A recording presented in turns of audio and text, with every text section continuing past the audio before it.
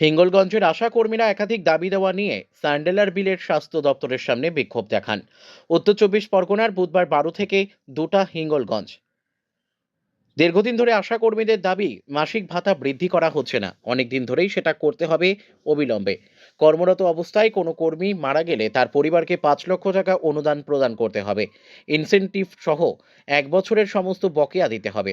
তাদের সরকারি স্বীকৃতি দিতে হবে।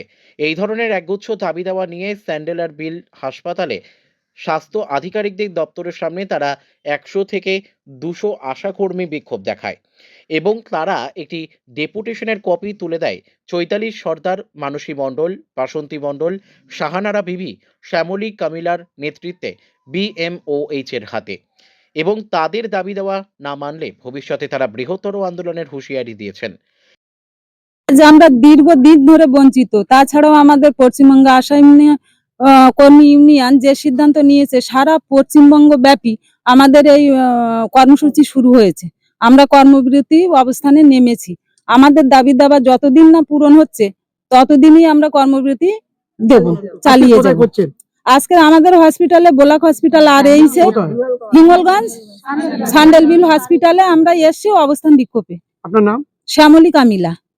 একসময় আমরা আরো এর থেকে বৃহত্তর আন্দোলনে আমরা নামবো। এছাড়া আমরা তো আজকে আমরা তো এখানে দিচ্ছি, প্লাস আমরা আবার 26 তারিখে সিএমএস অফিসে আমরা যাব, সবাই আবার ওখানে উপস্থিত হব। আমাদের মেন উদ্দেশ্য আমাদেরকে সরকারি স্বীকৃতি দিতে হবে এবং আমাদের মিনিমাম 15,000 টাকা মাইনে আমাদেরকে দিতে হবে। এছাড়া আমাদের আশা রাজ্য কাজ করতে করতে যদি কেউ মারা যায় তাহলে তাদের পরিবারকে অন্তত মিনিমাম 5 লক্ষ টাকা তাদের হাতে ধরে দিতে হবে। নাহলে আমাদের এই কর্মরত অবস্থায় যখন কোনো আশাকর্মী মারা যাচ্ছে তারা শূন্য হাতে বাড়ি ফিরছে। তাই এই দুর্দশা থেকে আমাদের যাতে আমরা আরো এগিয়ে যেতে পারি, সরকার যাতে আমাদের দিকে একটু নজর দিতে পারে, তাতে আমরা আরো খুব উপকৃত হব। আমার নাম উমা চক্রবর্তী, আমি হিঙ্গলগঞ্জ সাব সেন্টার থেকে কথা বলছি।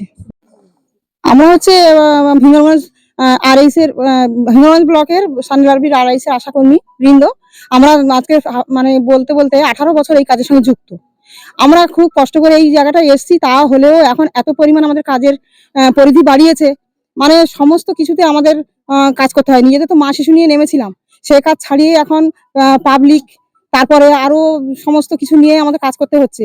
তা সেই কাজে আমাদের কোনো ইনসেনটিভ সেইভাবে নেই বাড়িতে। হ্যাঁ, তার জন্য আমরা বিক্ষোভ দেখাতে এসেছি।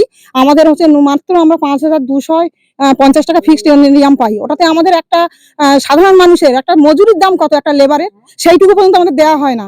সেই ন্যূনতম পয়সা নিয়ে আমরা সারাদিন নিজের বাড়িতে সময় দিতে পারি না, কিন্তু আমরা সবসময় পরের জন্য খেটে যাচ্ছি। আমার নাম দীপান্বিতা মাখাল ঘোষ, আমি বিশপুর সাব সেন্টারের একজন আশাকর্মী।